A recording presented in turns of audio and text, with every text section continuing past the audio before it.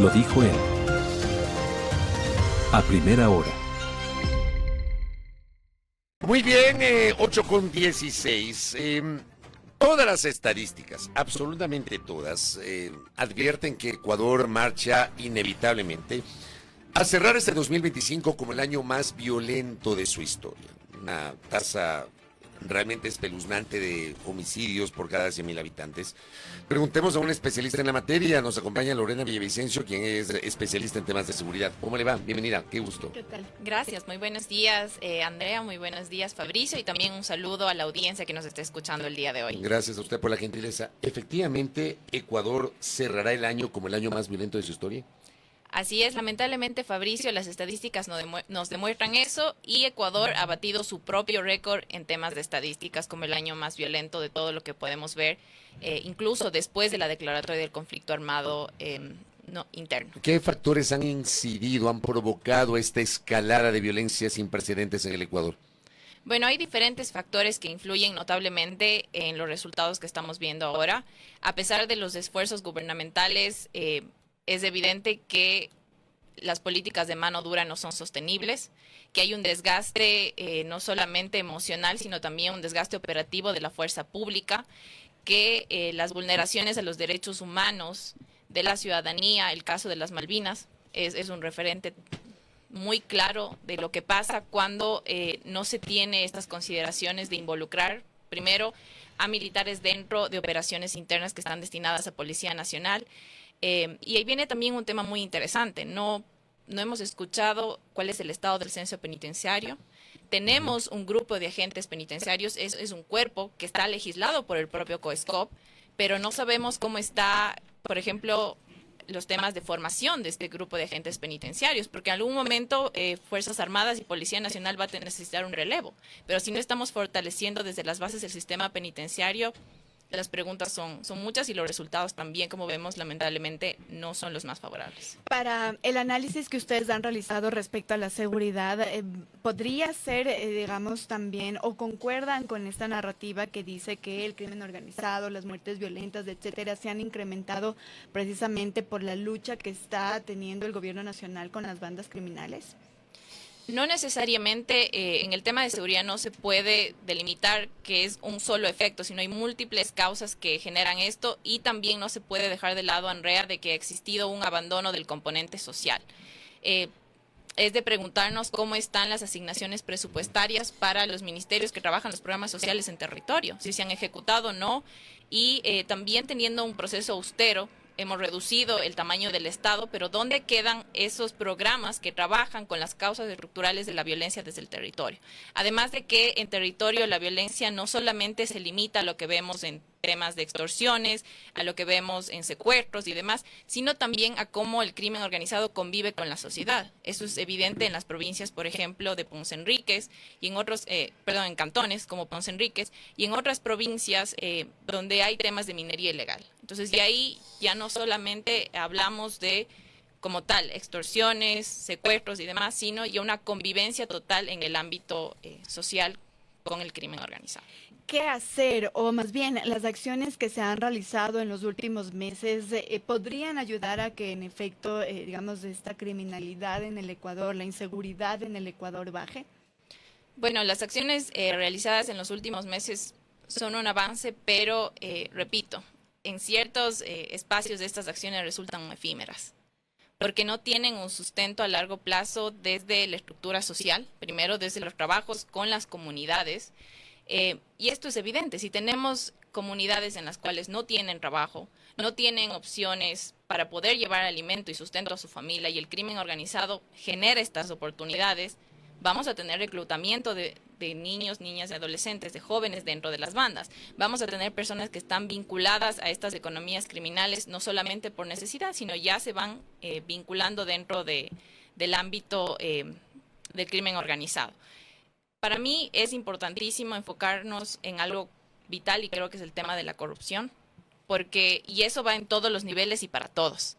No podemos tratar de decir de que vamos a combatir el crimen organizado y que vamos a ir a través de la corrupción y que vamos a buscar cómo se está financiando ese crimen organizado si las instituciones del Estado no promueven esa transparencia. sí los pesos y contrapesos de las propias funciones, de las 5 funciones que tiene el Estado, una de ellas la de transparencia y control social, la judicial, la electoral, no promueven esa transparencia y la lucha contra la impunidad y la corrupción. Es muy difícil que la ciudadanía crea que las otras políticas sí van a guardar ese espacio de velar por la justicia, que es lo que estamos buscando. Ahora bien, estamos 23 de diciembre, en pocos días más, 8 y 9 de enero, tenemos 2 hechos que van a cumplir 2 años. El primero, la primera ocasión en que el presidente Daniel Noboa declara el estado de excepción por cuestiones de seguridad. Esto ocurrió tras la fuga de alias Fito en una cárcel. Y el otro, al día siguiente, la declaratoria del Ecuador como conflicto armado interno. Van a cumplir 2 años estas 2 sesiones, pero me quiero enfocar sobre todo en la segunda, la del conflicto armado interno. 2 años después, ¿valió la pena? ¿Sirvió? ¿Fue una decisión potente o no, Lorena? Bueno, en algún momento creo que fue efectivo la declaratoria porque se permitió en cierta forma articular las operaciones tanto de Policía Nacional y Fuerzas Armadas. Sin embargo, Fabricio, el hecho de que vivamos en un conflicto armado interno, mi mayor temor es de que quizás hemos llegado al punto en el que, al no tener los resultados esperados, hemos normalizado el tema de la violencia en la sociedad. Y lamentablemente con las narrativas y lo que vivimos día a día en el Ecuador, nos olvidamos de los contextos, nos olvidamos de lo que pasó en TC Televisión, nos olvidamos de las cosas que van del otro lado y se tiende, por un lado, solo a securitizar o pensar que con políticas de mano dura vamos a solucionar el problema y con fuerza pública no es así, porque tenemos, por ejemplo, provincias en las que existe un operativo porque se dio algún hecho puntual, toda la fuerza pública se despliega ahí. Y la gente está tranquila, tiene una sensación de seguridad, pero cuando ya la fuerza... Claro, es temporal. Cuando la fuerza pública se retira, vuelve incluso ese espacio de revictimización en ciertos puntos que las propias bandas criminales que trabajan con las pandillas locales buscan a esas personas que incluso pudieron haber sido informantes de la fuerza pública, cuál fue su participación. Entonces, también viene un análisis de hacia dónde va la cooperación, cómo estamos manejando el tema con los países que nos están cooperando en equipamiento, en armamento y demás.